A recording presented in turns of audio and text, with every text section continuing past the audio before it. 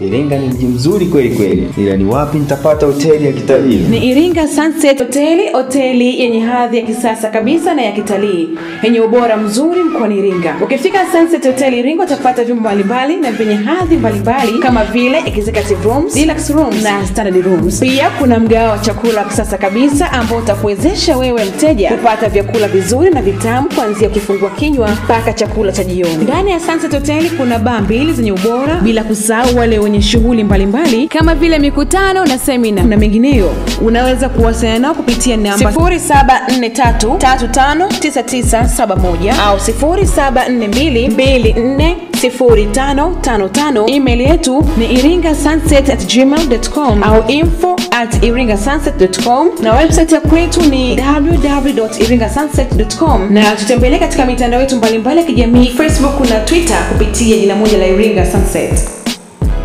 Na mtazamaji wa Matukio Daima, wakati dunia inaelekea katika maadhimisho ya siku ya mazingira duniani, nimebahatika kuweza kufika katika shamba la miti SAWIL, ambapo tunapata kuweza kuzungumza na viongozi kuhusiana na maandalizi ya namna gani amejipanga katika shamba la miti SAWIL kuadhimisha siku ya mazingira duniani. Mimi naitwa Francis Godwin. Ungana nami katika kipindi hiki ili uweze kujua nini ambacho wamejiandaa kwa ajili ya maadhimisho ya siku ya mazingira duniani hapo kesho. Iringa ni mdau kwa maana mvunaji ndani ya shamba la miti SAWIL. Kwa kweli tuna ushirikiano wa karibu sana kama wadau na shamba la miti SAWIL. Kwanza kabisa mimi kama mdau nimefaidika, kwanza ni mvunaji, vile vile nimefaidika kwa kupewa miche ya kupanda, kwa sababu nina ekari zisizopungua 300 ambazo nimezipanda kupitia SAWIL. Walikuwa wanatupa miche, wanakualau andike tu barua, unaandika barua, then wanagawa kwa wadau ambao wako tayari, ambao wenye utayari.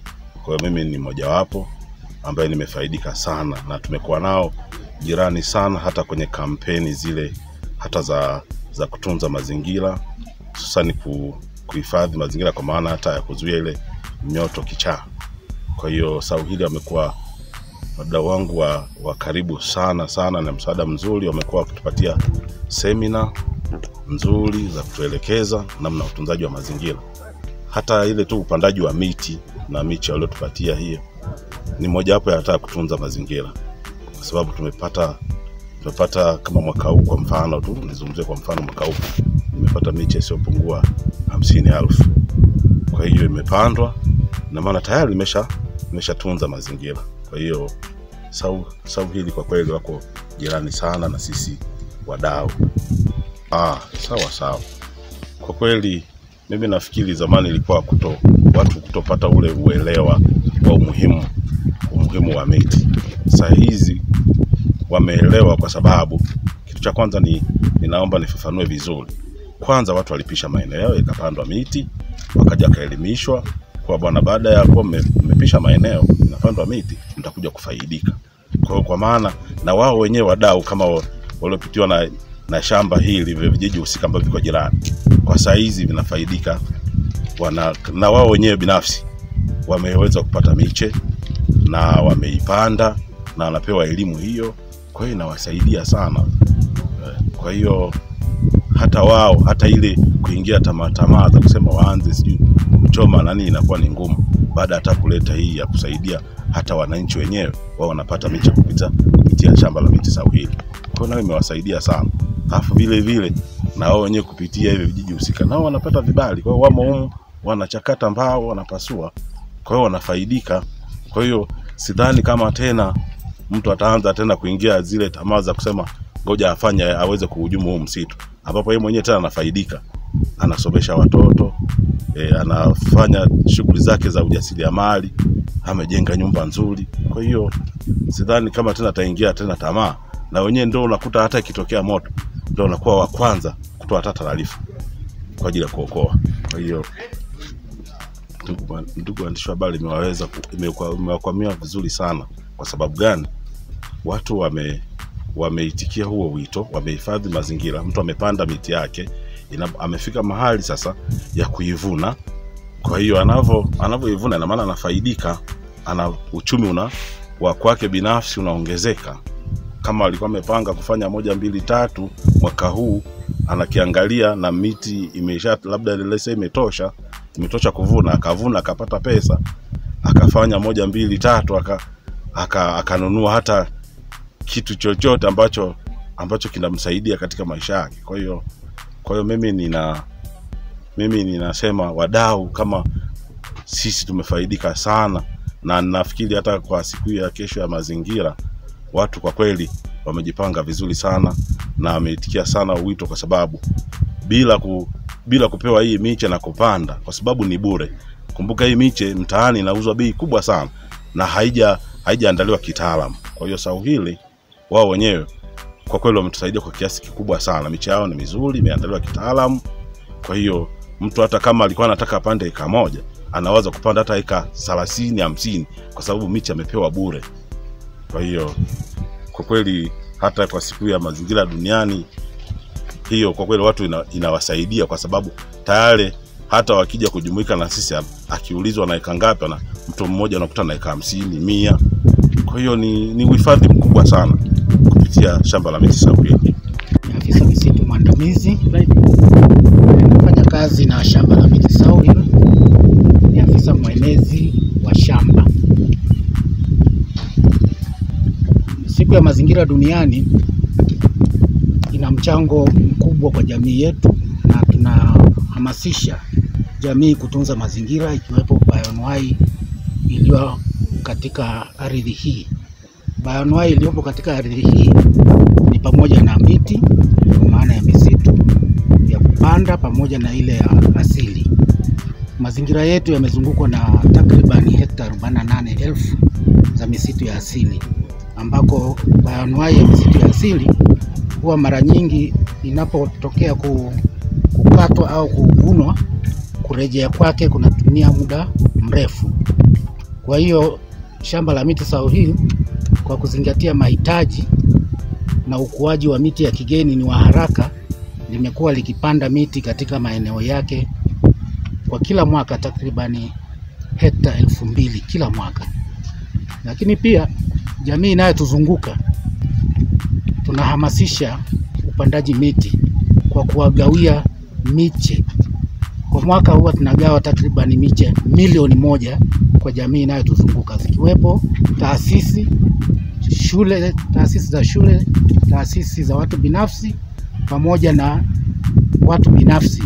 Huwa wanatuandikia majina ya uhitaji wa miche, and then tunawagawia kulingana na hicho tulicho nacho. Mwitiko wa watu katika upandaji miti ni mkubwa.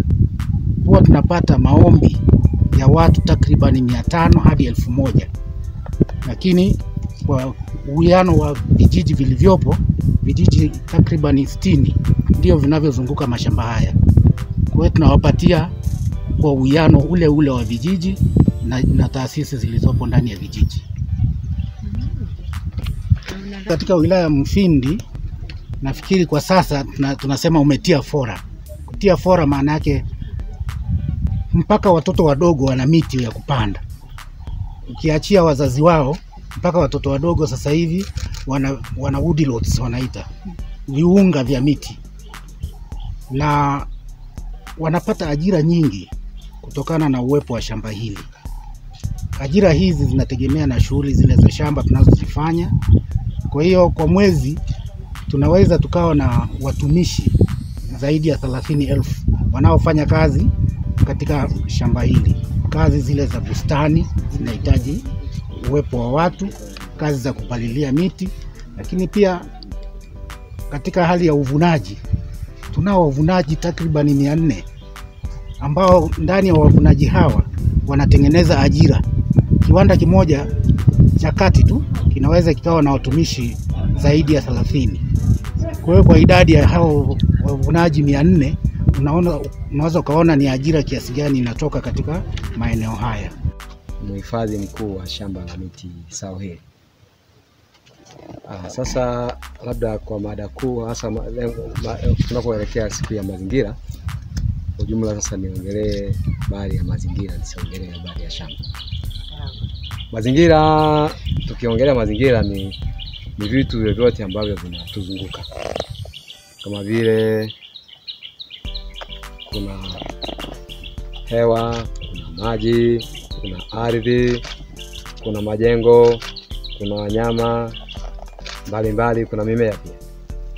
Yaani kwa ufupi tunaweza kusema mazingira yanakuwa na vitu, kwa ujumla unaweza kuwa na vitu viwili, aina mbili. Tukasema ni viumbe hai na viumbe visivyo hai.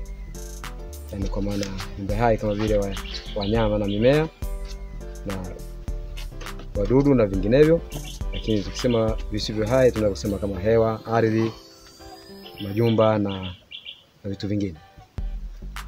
Sasa tukiangalia mazingira kwa ujumla, tukisema na tukiangalia kwa upande wa misitu, misitu inachangiaje au ina umuhimu gani katika mazingira?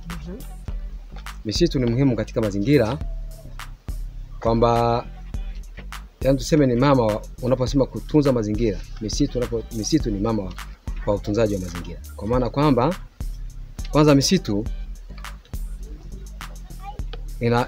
kwa upande wa hewa, kusema vile mazingira tuliyosema ni pamoja na hewa. Mazingira, misitu inachangia kwa kufyonza ile hewa ya ukaa ambayo ni hewa chafu, ambayo yani ile polluted kama vile carbon dioxide, ambayo ni hewa ambayo sio nzuri katika maisha ya viumbe vingine.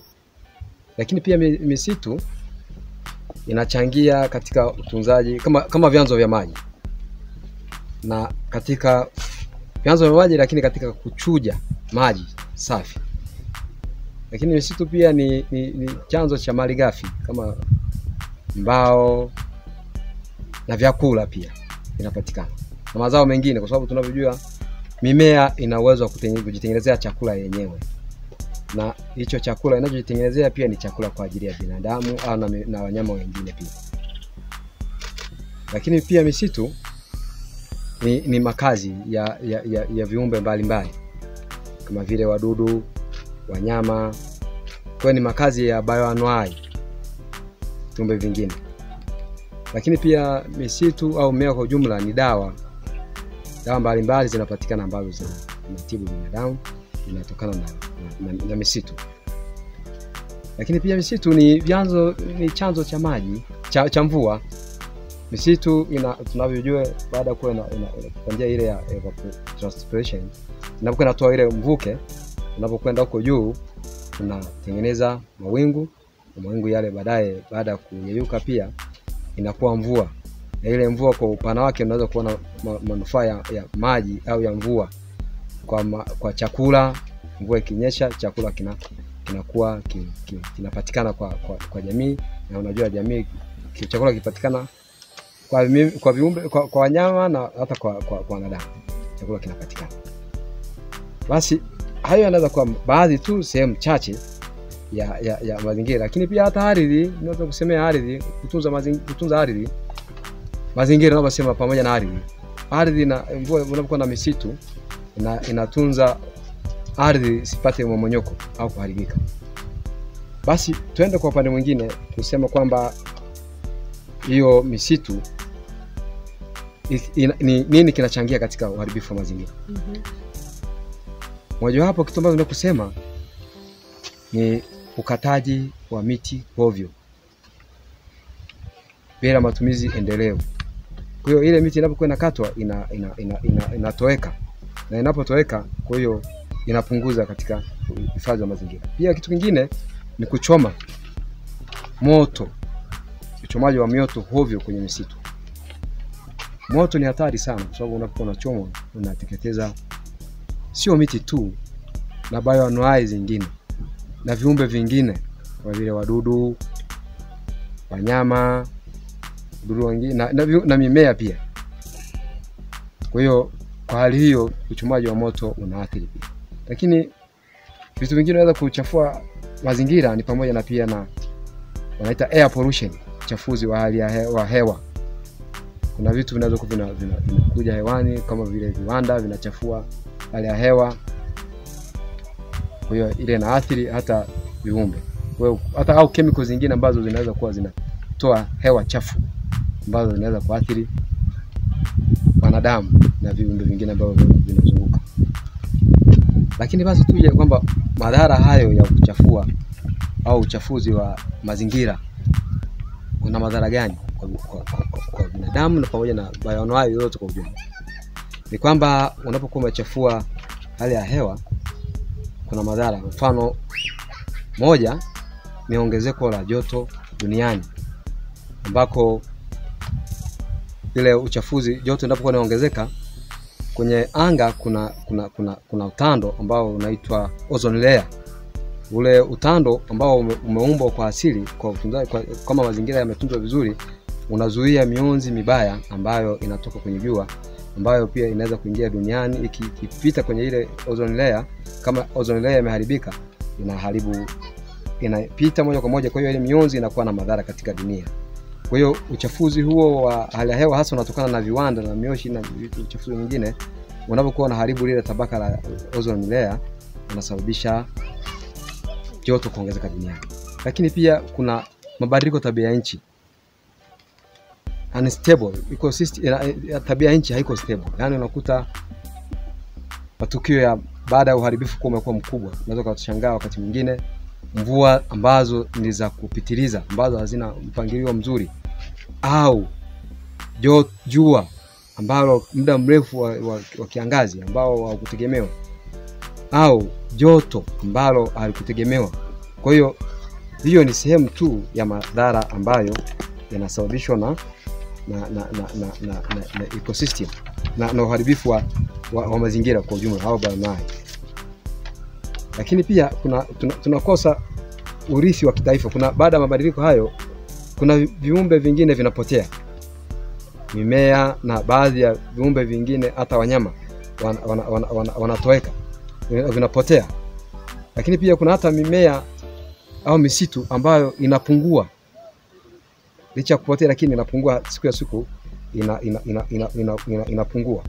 Lakini pia kuna uchafuzi wa maji ambao sababu uchafuzi mazingira yanachafuka, maji yanakuwa sio salama. Kuna viumbe hai, mimea na wadudu pia vinaweza visizaliane. Hiyo ni baadhi tu ya changamoto au madhara ya uharibifu wa mazingira. Basi tuseme shamba letu la zao hili basi kwa upande wa mazingira inachangiaje? Shamba letu linachangia sehemu kubwa sana katika utunzaji wa mazingira. Kwanza tunashiriki katika kupanda miti. Kama tulivyoona kwamba misitu ni sehemu muhimu sana katika utunzaji wa mazingira. Shamba letu linachangia sehemu kubwa katika upandaji wa miti. Kwa wastani shamba letu hekta 2100 hadi 2500 zinapandwa takriban kwa miaka 10 iliyopita, na tunaendelea na ratiba hiyo kufanya zoezi hilo la upandaji. Lakini pia tunashiriki katika jamii kwa sababu tunasaidia katika kuwagawia miche. Tunawapa miche ambayo wastani wa miche milioni 1 kwa mwaka tunaitoa kwa jamii inayotuzunguka, kwa mtu mmoja, taasisi za serikali na binafsi. Tunawagawia bure, wanapanda hiyo miti. Kwa hiyo kwa hali hiyo tunakuwa tunachangia.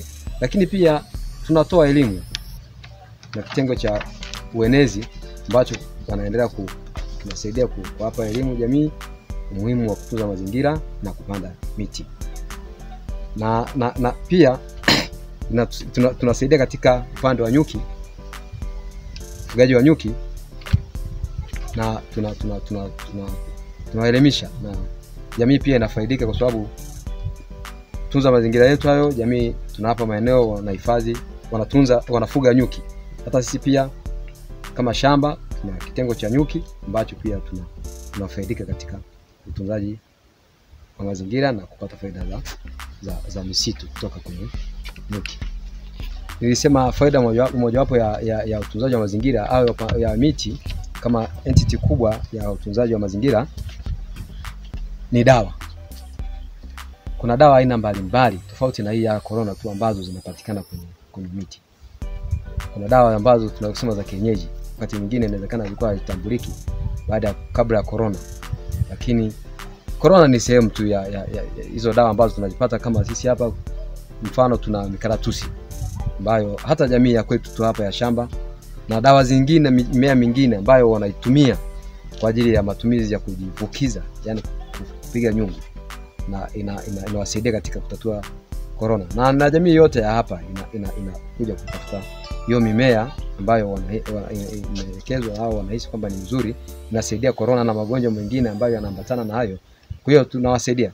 Rai yangu kwa jamii, waendelee kutunza mazingira, wasichome moto, wapande miti kwa kadri wanavyoweza ili iweze kutusaidia, na tuitunze ili iweze kutunza pia kwa njia zote zile, kifedha, kwa njia ya hewa, kwa njia ya chakula, kwa njia ya dawa, na kwa hali yoyote ile. Kwa hiyo misitu, jamii inayotuzunguka iendelee kutunza misitu, iendelee kupanda miti na isichome moto. Nianze na la mwisho, kutoa inategemea na bajeti, lakini sisi ni sehemu ya kusaidia jamii, na kama tunavyo support tunawapa jamii hiyo miche, ni kwa lengo la kuona kwamba kuweka pamoja, unajua kwamba sisi ni wamoja katika, maana tunashiriki kwa vitendo. Hiyo ni kushiriki kwa vitendo, kwa sababu tunawapa miche lakini tumegharimia sisi. Na ukiangalia kwa bei ya jeni, mche mmoja wastani ni shilingi 440. Kwa hiyo ukiangalia, ukipiga hesabu mara miche hiyo, miche milioni 1, ukipiga hesabu yake ni pesa nyingi. Unaweza kukalkulate hapo kwaona ni pesa nyingi ambayo tunasaidia jamii kwa upande wa hifadhi. Janga la corona limetokea, lakini uhitaji upo mkubwa, lakini bahati nzuri ni kwamba wanachukua ni yale matawi ambayo hata sisi wakati mwingine tunatoa kama pruning, yani ambayo uhitaji upo, lakini wanayochukua ni species moja, sio species zote kama wataalamu wanaoelekeza, ambayo inafaa hasa kwa ajili ya kujifukiza, lakini wanachukua ni yale matawi tu. Uhitaji upo, lakini haijatuathiri katika hifadhi. Ni kweli shamba la miti tunapanda hivyo, lakini pia tuna misitu, kwa sababu inawezekana hamjawahi kufika muone, pia tuna sehemu ambazo za uhifadhi miti ya asili. Kuna misitu, shamba la miti Sawiri ni kubwa, na kati ya hizo hekta 135,903 ni average kama hekta 86 ndio inatumika kwa ajili ya kupanda miti ya kibiashara. Sehemu nyingine iliyobaki utakuta ni misitu, ni vyanzo vya maji, misitu ya asili, milima, pamoja na miti ambayo ni kwa ajili ya utunzaji wa mazingira. Kwa hiyo kama hivyo sehemu kubwa inatumika. Lakini jamii pia tunaihamasisha kuendelea kupanda miti kama hiyo miti ya asili ipo, waendelee kuitunza kwa sababu ina faida zake pia. Ni sehemu katika utalii shamba letu tunajipanga, na tuna bahati nzuri tuna misitu ambayo ni kwa kweli kwa ukanda huo pia ukifika utakubali. Kwa mfano tuna msitu wa Kigogo ambao nafikiri wengine inawezekana mja kufika, kama mlishafika basi, lakini ni msitu mzuri sana. Tuna mikakati tumeweka kwenye bajeti, na lengo ni kwamba ni kuhakikisha kwamba katika ukanda huu hapo kwa mbeleni Sawiri iwe miongoni mwa vivutio vya kitalii hasa vya misitu. Kwa hiyo tuna mikakati ambayo tumepanga ni endelevu na tutaendelea kuitekeleza. Kuhifadhi mazingira tuna bajeti na tunashirikisha jamii inayotuzunguka kwamba tuna bonanza ambalo huwa ni kubwa, linafanyika katika vijiji vyote vinavyotuzunguka. Hadi siku ya siku inakuja inafanyika final yake, na huko inakofanyika huko tunatoa zawadi, na lengo kubwa huwa ni uhamasishaji wa utunzaji wa mazingira na kutochoma mioto ambayo huwezi moto sio uweza kuuzima. Kwa hiyo hicho tunaendeleza na kinaendelea. Kwa mwaka huu kila mwaka huwa inaanza mwanzo wa mwaka wa fedha, yani Julai, na final huwa kadri inavyozidi kwenda kuna final yake. Lakini manufaa yake ni kwamba jamii kwanza wanaelimishwa. So ni michezo, lakini pamoja na kupata elimu ni mazoezi, ni mahusiano mazuri. Pamoja na hiyo pia ni wanapata zawadi. Lakini pamoja na hiyo bonanza ambayo inafanyika siku ya siku, tunapata wachezaji wazuri ambao pia kila mwaka huwa tuna support hiyo timu ambayo inapatikana. Inaenda nje ya mkoa. kama mwaka huu ilienda Dar es Salaam, kaenda kucheza na timu zingine kubwa, na kwa hiyo inakuwa ni fursa pia ambayo kwa jamii na vijana wanaotuzunguka hapa ambao wameshinda wanaweza kupata fursa nyingine kubwa ya kuweza kupata nafasi ya kuteuliwa kwenda kucheza timu zingine ambazo ni zaidi ya hii hapa. Naam, mtazamaji, ni safari yenye matumaini katika msitu wa Sawi wilayani Mfindi, msitu ambao unamilikiwa na wakala ama unasimamiwa na wakala wa misitu Tanzania TFS.